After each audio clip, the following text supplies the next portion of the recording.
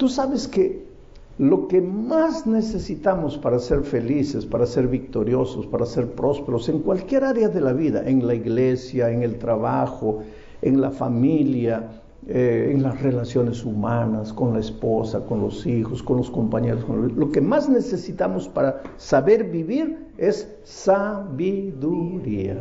Amén, gloria a Dios. Sabiduría. ¿Y qué cosa es sabiduría? Tampoco, sabiduría no es inteligencia. Sabiduría no es estudio. No es porque tú haces un curso doctoral que cuando te gradúas te dan el título de ser un hombre sabio. No, la sabiduría, ¿qué dice la palabra de Dios? Si alguien siente falta de sabiduría, pídasele a Dios. ¿Y qué es lo que Dios te va a dar cuando le pides sabiduría? Te va a dar su palabra. Y cuando la palabra se hace carne en ti, te vuelves un hombre sabio. Cuando tú lees la Biblia, cuando tú lees la Biblia es como si tú estuvieras alimentando físicamente, comiendo la palabra de Dios, comiendo. Solo que algunos no la comen, la tragan. Y explico la diferencia. Comer es masticar. Dicen los médicos que para que la comida te haga bien tienes que masticar por lo menos 33 veces cada bocado. Un bocado, ahora 33 masticadas. Yo no sé cuántos cuentan, yo no, pero yo sé que la mayoría mete la comida 2, 3 masticadas y adentro. Y eso no hace bien, ¿Por qué tú crees que Dios nos dio saliva? No es para escupir a los enemigos. Dios nos dio saliva porque en la masticación la comida se mezcla con la saliva. Y cuando el bolo alimenticio es ingerido bien mezclado con saliva, cuanto más mezclado con saliva entra, la digestión es mucho más fácil. Quiere decir, una persona que mastica bastante va a tener buena salud, va a tener piel bonita. La piel bonita no depende de crema, depende de masticar bastante la comida. 33 veces dicen los médicos. Bueno, en la vida espiritual es la misma cosa. Si tú quieres tener buena salud espiritual, tienes que agarrar cada bocado, y cada bocado vamos a llamarle cada versículo, y masticarlo. Tú lees sin entender, no te va a ayudar mucho. Pero si agarras cada versículo y tratas de masticarlo, eso te hace mucho provecho en la vida espiritual. Entonces vamos a tomar 2 versículos, que son 2 bocados de comida espiritual, y esta tarde vamos a masticarlos a esos 2 versículos, y nos va a hacer mucho provecho espiritual. Comienza diciendo así: la palabra de Cristo habite en vosotros en abundancia. Ya comienza Pablo a preocuparnos un poco, porque tú sabes que Pablo era medio filósofo. ¿Cómo es que la palabra de Cristo va a habitar en nosotros? Pero Pablo dice eso. Él dice que la vida ideal de un cristiano es aquel cristiano en cuyo corazón habita la palabra de Dios, mora la palabra de Dios, vive la palabra de Dios, está hospedada en el corazón del cristiano. La palabra de Cristo habita en vosotros en abundancia, en toda sabiduría, enseñándoos y exhortándoos los unos a los otros con salmos e himnos y canciones espirituales, con gracia, cantando en vuestros corazones al Señor. Y el resultado de eso, de esa experiencia, ¿qué experiencia? Que la palabra de Cristo habite en ustedes y que ustedes ahora sean una exhortación viva para su hermano, cantando, repitiendo himnos espirituales, canciones, salmos. El resultado de esa experiencia va a ser que todo lo que hagan ustedes lo van a hacer, o sea, de palabra o de hecho, lo van a hacer todo en el nombre de Jesús, dando gracias a Dios para gloria de Él. Amén. Ahora, ese es el texto. Ahora yo voy a explicar el texto, voy a exponer el texto, vamos a tratar de entender las lecciones que Dios quiere enseñarnos. La palabra de Dios habite en vosotros. ¿Cómo es que la palabra de Dios va a habitar en nosotros? Esto es interesante. Tendríamos que leer Juan 1:1, pero no lo voy a leer porque ustedes lo saben de memoria. En el principio era el verbo, la palabra, porque en griego el verbo es el logos, que es la palabra. Puede ser traducido como la palabra, puede ser traducido como el logos. En el principio era el logos, y aquí en el original griego dice el logos de Cristo habita en vosotros, la palabra de Cristo. En el principio era el verbo, el logos, la palabra. En el principio era el verbo, y el verbo era con Dios, y el verbo era Dios. O sea, la palabra, Dios es la propia palabra. Dios es la propia palabra. Y Juan 1:14 dice, y el verbo fue hecho carne y habitó en nosotros. Esto es interesante, querido. La palabra para Dios no es teoría, no es un sonido fonético. La palabra para Dios es una persona, es la persona maravillosa de Cristo. Y Cristo lo que más quiere es no vivir contigo, sino vivir en ti. Dios quiere vivir entre los seres humanos.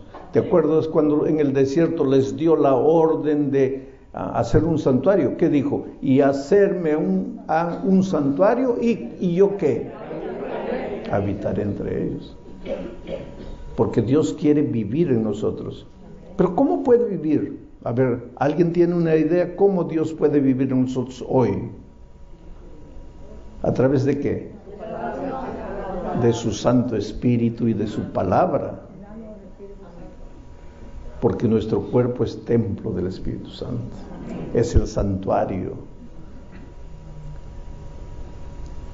Pero aquí hay un pensamiento más. Dice, en el principio era el verbo era con Dios, el verbo era Dios, y este verbo fue hecho carne. O sea, ahora mira lo que Pablo dice.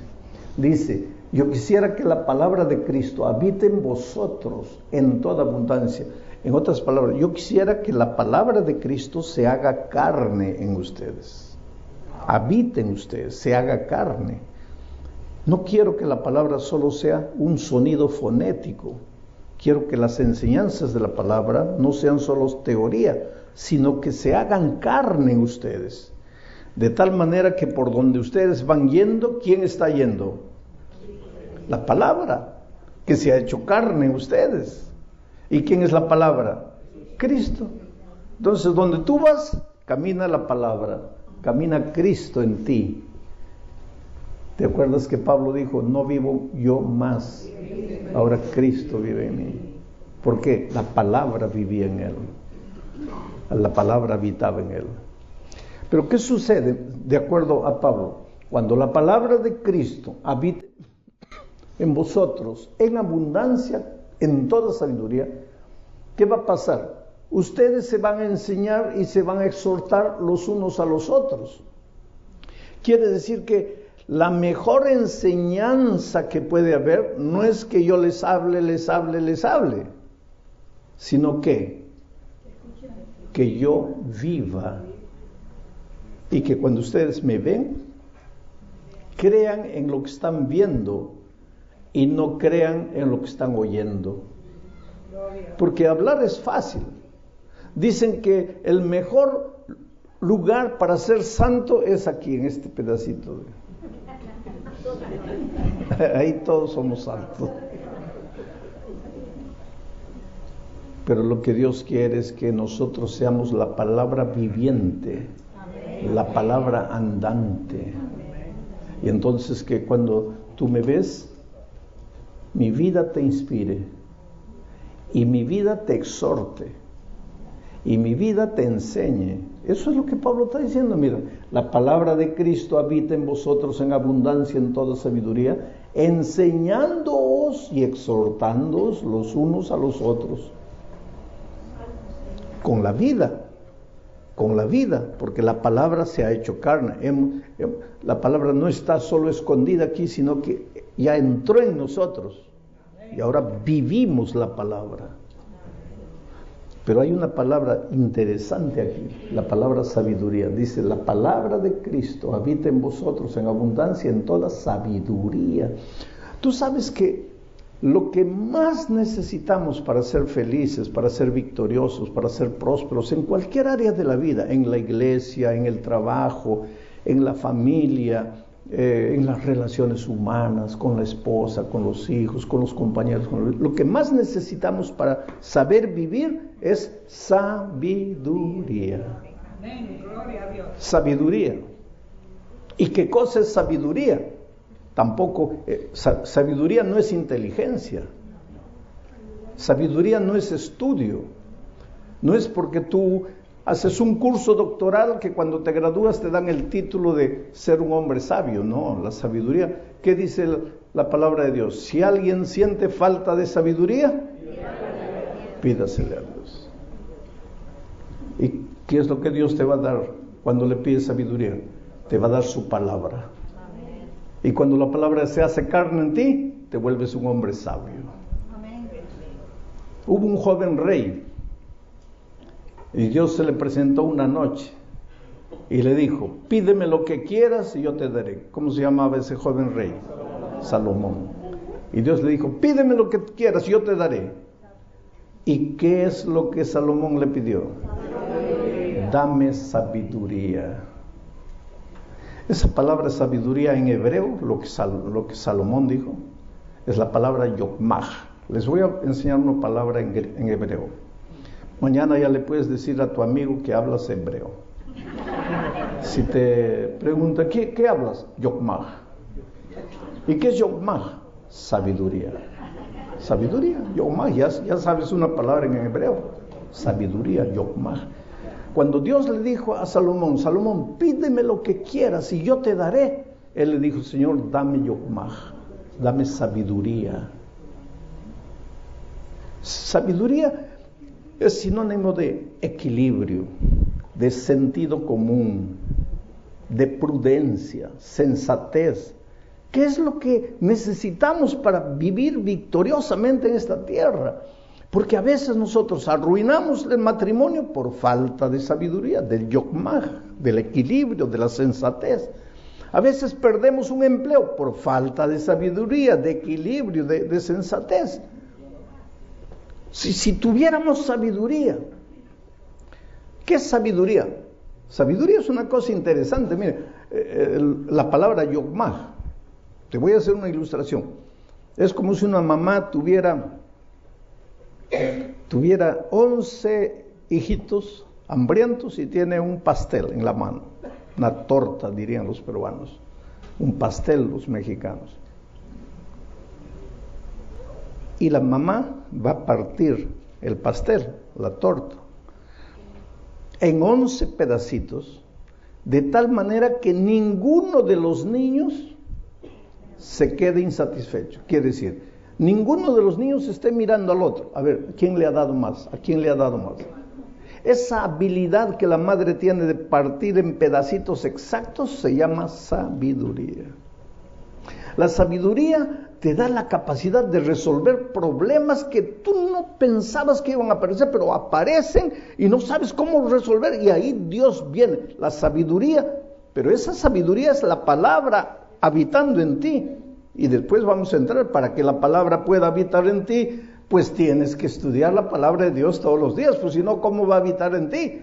Pero cuando la palabra está en ti y estás en una circunstancia en la vida que no sabes cómo reaccionar, qué decir, cómo resolver, ahí viene la sabiduría. Y te dice, porque Salomón acababa de decirle a Dios, Señor, solo quiero que me des sabiduría, nada más. Y Dios le dio sabiduría. Bajen un poquito más. Dios le dio sabiduría. Y un poquito después se presentan 2 mujeres a Salomón. ¿Se acuerdan? Peleando por un hijito. Y una mujer dice, este hijo mío. La otra dice, no, el hijo es mío. Entonces Salomón, como un buen líder, seguro le dijo, tú quédate aquí, voy a hablar solo con ella. A ver, ¿por qué el hijo es tuyo? Por esto, por esto, por esto, el hijo es mío. Lo convenció. Pero como buen líder dijo, no lo voy a oír solo a él, tengo que oír a la otra también. Entonces quédate tú a ver, ¿por qué el hijo es tuyo? Por esto, por esto, por esto, el hijo es mío. Y el pobre Salomón no sabía qué hacer, porque esta, por sus argumentos, probaba que el hijo era de ella. Y esta, por sus argumentos, probaba que el hijo era de ella. Y el pobre Salomón tenía que darle el veredicto. ¿Y qué hago delante de esta circunstancia? Ahí viene pues la sabiduría. Él le había dicho, Señor, dame sabiduría, y Dios le había dado sabiduría. Y ahora mire, él reacciona y hace algo inesperado. Yo creo que ni él pensó hacerlo, pero ahí viene la sabiduría, la mano de Dios, ayudándote, enseñándote, mostrándote el camino. ¿Y qué dice Salomón? Bueno, ya que el hijo de los dos traiga un cuchillo, vamos a partir, mitad para una, mitad para la otra, y está equilibrado.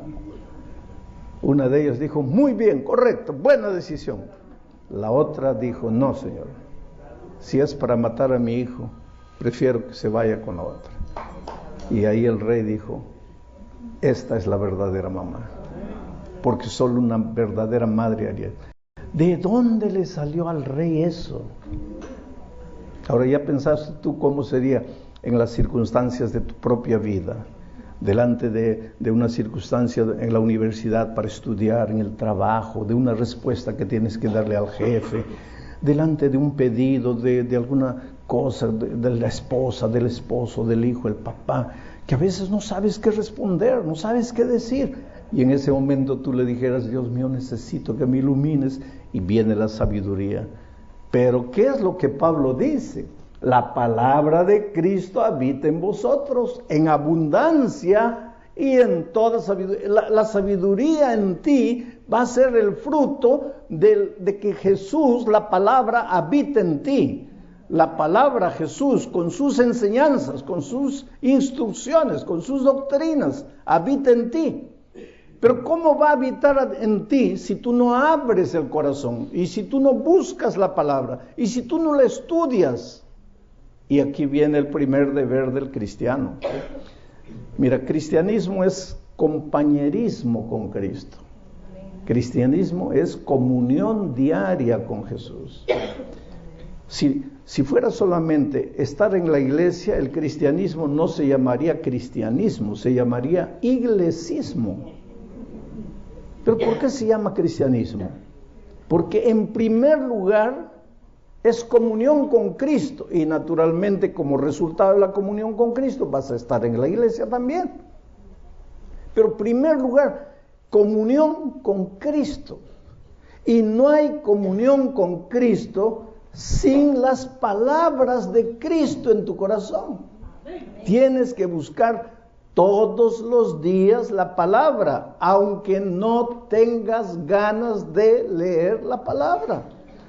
Porque este hombre natural que nosotros traemos dentro de nosotros es como un caballito salvaje. No le gusta la palabra, no le gusta el camino de Dios. A esta nuestra naturaleza lo que le gusta es correr. Levantas de mañana, trabajar, pero pasar tiempo con la palabra de Dios a la naturaleza pecaminosa no le gusta. Por lo tanto, si vas a tener que estudiar la Biblia, no es porque quieras, es porque tienes que dominarte. Pero pastor, ahí ya estoy mal porque yo no tengo fuerza de voluntad. Claro que tienes, querido. Porque comer es indispensable. A ver, los que tienen hijitos ahí hijitos de 2, 3 años van a saber, llega un momento en que el hijito no quiere comer. ¿Y ahí qué haces? Antes las mamás agarraban la cuchara, llenaban de comida. ¿Se acuerdan del avioncito? A ver, abre la boquita, que ahí viene el avioncito. Un papel ridículo. Pero lo hacíamos, ¿por qué? Porque el hijo tenía que comer. Hoy día ya el avioncito pasó de moda, porque lo que está de moda hoy día es esto aquí, ¿no? Le ponen una historita al niño y ahí está el niño, ¿no? Y la mamá colocando la comida. El niño no sabe ni lo que come, va comiendo. Pero él está preocupado aquí, ¿no? Yo cuando era niño no había ni avioncito, ni había celular, ni iPad, ni nada. Solo había chanclas. Y ahí mi madre pues sacaba las chanclas. Ya, hijo. No, que no me gusta. No es para gustar, es para comer. No, que... Por eso como cebolla, ajo, de espinaca, lo que tú me des yo como. A chancletazo limpio. Ahora, dime una cosa, mi mamá era mala, ¿por qué me obligaba a comer? ¿Por qué crees que me obligaba a comer? Porque el que no come muere. Entonces, ¿por qué Dios nos dio la palabra? Ya la vida está llena de deberes y todavía Dios nos carga otro deber de leer la Biblia antes de dormir, leer la Biblia al levantarse. ¿Por qué? Es por tu propio bien, hijo. Ahora perdona la herejía que voy a decir. Lo único que le falta a Dios es sacar las chancletas. Y cuando llega la noche estás queriendo dormir ahí sin estudiar la palabra. Ya. Pues todos estaríamos espiritualmente robustos. Y si la palabra morase en nosotros, ¿qué pasaría? Delante de las circunstancias de la vida tendríamos sabiduría para tomar las decisiones. El problema es que no hacemos, no estudiamos la palabra. Y queremos que todo salga bien. En la hora en que tenemos que tomar decisiones, queremos tomar decisiones acertadas. Pero si no tenemos la palabra en nosotros, si no buscamos la palabra de Dios, hay que buscar la palabra de Dios. El otro día, un joven me dice, pero pastor, si yo estoy tan cansado, que he estudiado para el examen de mañana, estoy tan cansado, ¿para qué voy a leer la Biblia si no entiendo nada, pastor? No entiendo nada. Es que esta nuestra cabecita humana, pues propia de la naturaleza humana, entiende cualquier cosa, pero cuando se trata de la palabra de Dios, ahí se cierra, ya no entiende. Por eso necesitamos una mente espiritual para comprender la palabra, porque no es propio de la naturaleza entender las cosas espirituales. Entonces, este joven me dice, pero si estoy cansado, ¿para qué voy a leer la palabra? Léela. Pero si no entiendo, léela, aunque no entiendes, lee. ¿Pero de qué me sirve? Te voy a contar una historia. Una viejita iba a la iglesia, la única adventista en casa. Y cuando volvía, los nietos le preguntaban, a ver, abuela, ¿qué has aprendido hoy en la iglesia? Y la viejita pensaba y decía, sabe que no me acuerdo. Entonces el nieto mayor, que era el más burlón, le decía, pero abuela, entonces ¿para qué vas? Yo te digo que mejor quédate en la casa, pero tú me pides que te lleve, yo te llevo, te traigo, y no te acuerdas de nada. Y sábado tras sábado la misma cosa. Abuela, a ver, ¿qué has aprendido? Y la viejita pensaba, se esforzaba, pero no se acordaba. No me acuerdo. Entonces, abuela, ¿para qué vas? Y un día la viejita, de tanto que el nieto la molestaba, la familia trabajaba con carbón, estaban almorzando en el patio, había una descida así, y abajo había un riacho, y la viejita le dice al nieto mayor, al más burlón, por favor, agarra la canasta y tráeme un poquito de agua del riacho. Y el nieto la miró, y miró a los otros hermanos, como diciendo, oye, ahora sí ya la abuela está completamente... ¿Cómo que voy a traer agua en la canasta? Pero el papá estaba ahí, el hijo de la abuela, ¿no? El papá de los muchachos, y el papá miró al muchacho y le dice, ya, hazle el gusto a la abuela. Y pues la viejita, el muchacho se fue con la canasta, llenó la canasta de agua en el riacho, pero cuando llegó de vuelta no había una gota de agua. Era lógico, no había. Y el nieto le dice, ¿estás viendo, abuela? No se puede, con canasta no se puede. Sí, pero por favor, una vez más. ¿Pero para qué, abuela? Y el papá lo miró y el hijo fue allá. Y volvió nada. Una tercera vez. A la cuarta vez, el muchacho ya se rebeló. Le dijo, mira papá, ya le hice a la abuela el gusto 3 veces. No voy más. Dice, abuela, ¿para qué voy si no traigo nada? ¿Ves que llega sin agua? Y la viejita le dice, sí, hijo. Pero ¿te acuerdas cómo estaba la canasta al comienzo? Llena de hollín. Ahora mira la canasta. No trajiste una gota de agua, pero la canasta está limpiecita. Así es conmigo, hijo. Yo voy a la iglesia, escucho la palabra y no me acuerdo, pero por lo menos me siento limpia. Ese es el poder de la palabra. Entonces, no es porque no tengo ganas, no es porque estoy cansado, no es porque no entiendo que no tengo que estudiar. Tienes que alimentarte. Pero no me acuerdo. No importa si te acuerdas o no te acuerdas. ¿Quieres acordarte de lo que estudias? Pablo te va a dar la receta. Mira, la palabra de Cristo habita en vosotros, en abundancia, en toda sabiduría. Entonces, cuando la palabra habita en ti, los unos y los otros se van a enseñar y se van a exhortar, pero porque la palabra se ha encarnado en las personas. Pero se van a exhortar con salmos e himnos y canciones espirituales. Yo escuché una propaganda aquí en Miami de una compañía de seguros, alguna cosa así, y daba el teléfono y decía: cántalo para que no te olvides. Cántalo para que no te olvides. Esa compañía de publicidad tiene que pagarle a Pablo, porque Pablo es el que da el consejo. Cántalo para que no te olvides, para que la palabra se encarne en ti, para que la palabra no se vaya de tu mente. Canta salmos, canta himnos. Cuando cantas: a la cruz de Cristo voy, pobre, débil, ciego soy. Eso se está encarnando en ti, porque hay una ley de la mente que dice así: la repetición constante de un mismo mensaje lleva inevitablemente a la acción. Esa es una ley de la mente, del aprendizaje. Voy a repetirlo. La repetición constante de un mismo mensaje lleva inevitablemente a la acción. Bueno, como la repetición constante de un mismo mensaje lleva inevitablemente a la acción, voy a repetirlo de nuevo. La repetición constante de un mismo mensaje lleva inevitablemente a la acción. Ustedes ya se lo están sabiendo. Y si comienzan a cantar eso, ya no se olvidan nunca. Y el diablo sabe de esa ley de la mente. Por eso en las canciones te repite, que te conocí una noche, que ya me fui a la cama contigo, que esto, que te repite, porque sabe que la repetición constante del mismo mensaje te lleva inevitablemente a la acción.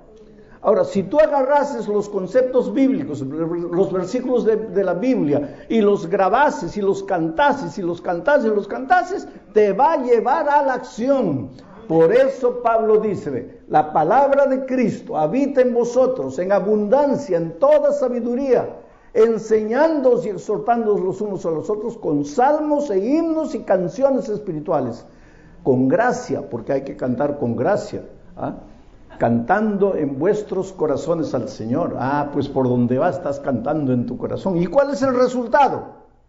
Pues el resultado es que todo lo que harás, sea de palabra o de hecho, va a ser hecho en el nombre de Jesucristo, para gloria de Dios, dando gracias a Dios.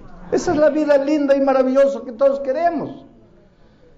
Si vienes y dices: pastor, tengo un problema espiritual, tengo una tentación que no puedo vencer, agarra un salmo, un versículo de la Biblia, aunque no eres músico, ponle música, repítelo cantando, y cuando llega la tentación, canta, y la promesa viene. Y de tanto repetir la palabra habita en ti.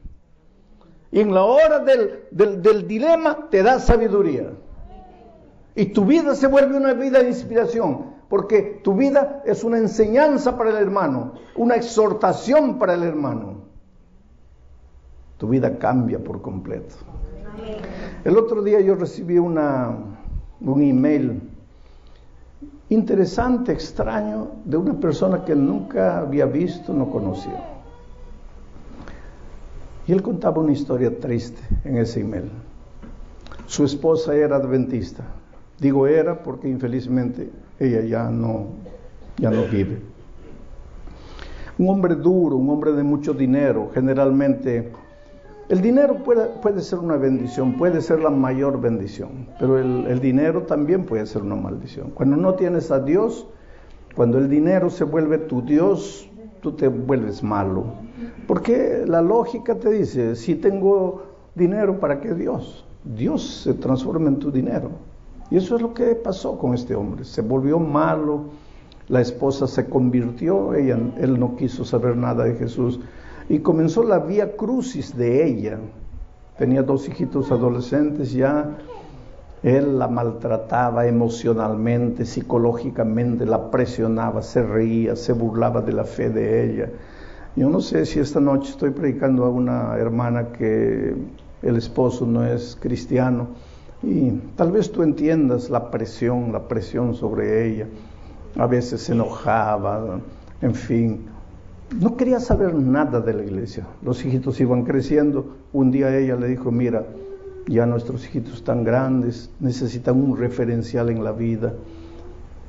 ¿Por qué no vas a la iglesia conmigo? No quiero saber nada. Cuando los hijitos decidieron bautizarse, ellos fueron, papito, hoy es nuestro bautismo, quisiéramos que vayas. No quiso ir.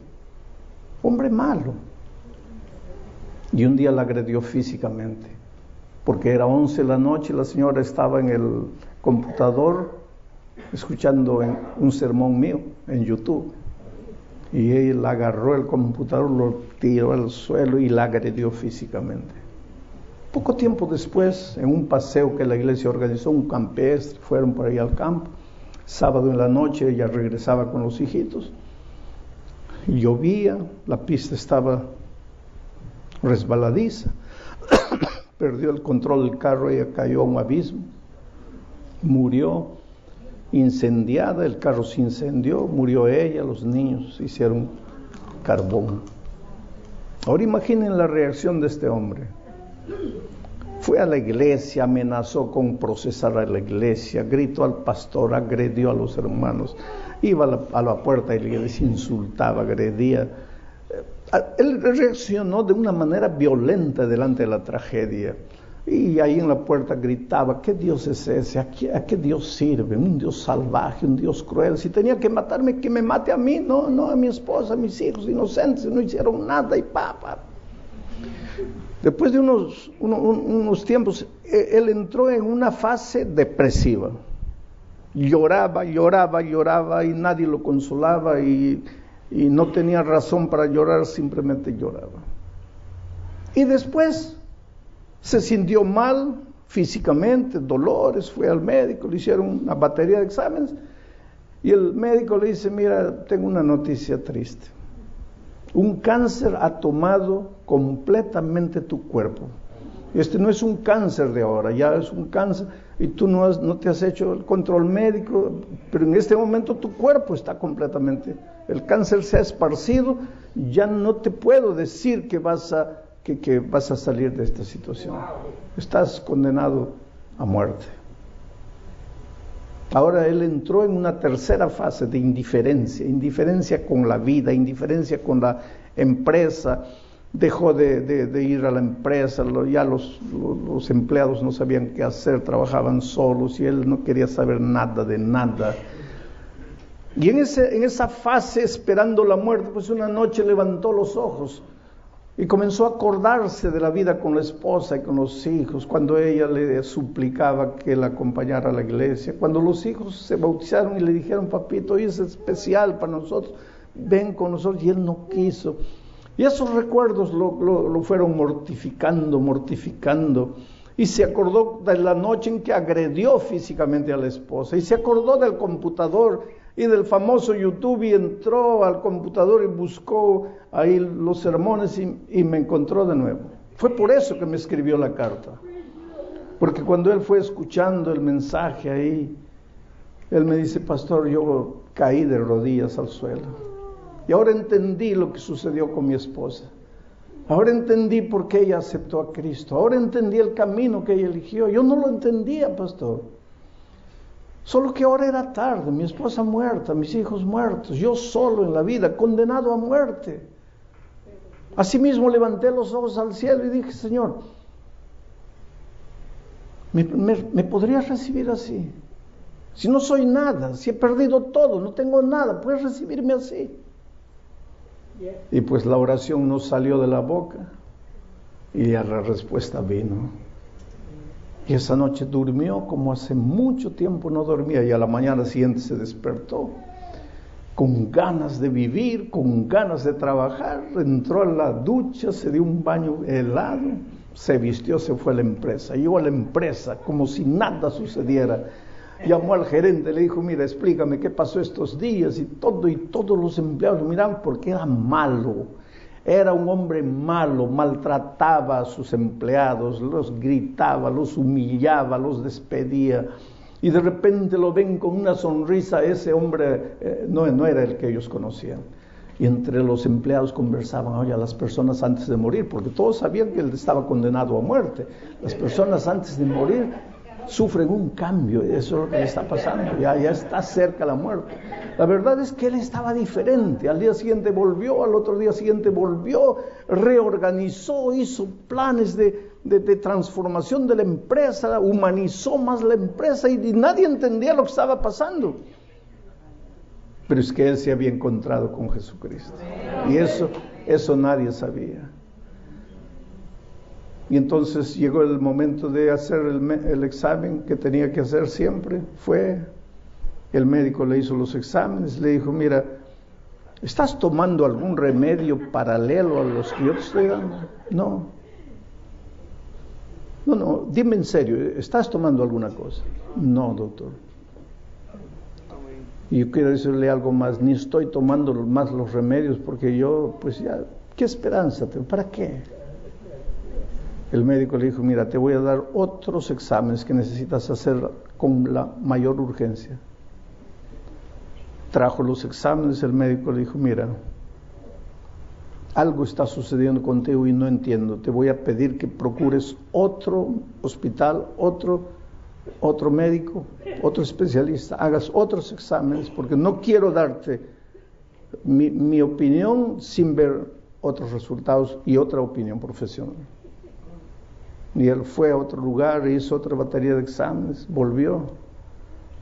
Y el médico le dijo: mira, de acuerdo con lo que yo tengo aquí en la mano, tú nunca tuviste cáncer. Y él me escribió la carta y me dice: pastor, estoy sano. Esa noche Dios no solo curó mi alma, esa noche curó mi cuerpo.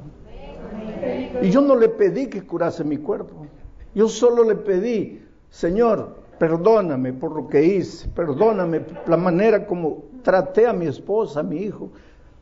Pena que yo no puedo remediar nada, ya está hecho, pero yo estoy arrepentido, perdóname. Yo no le pedí que me cure del cuerpo y Él me curó.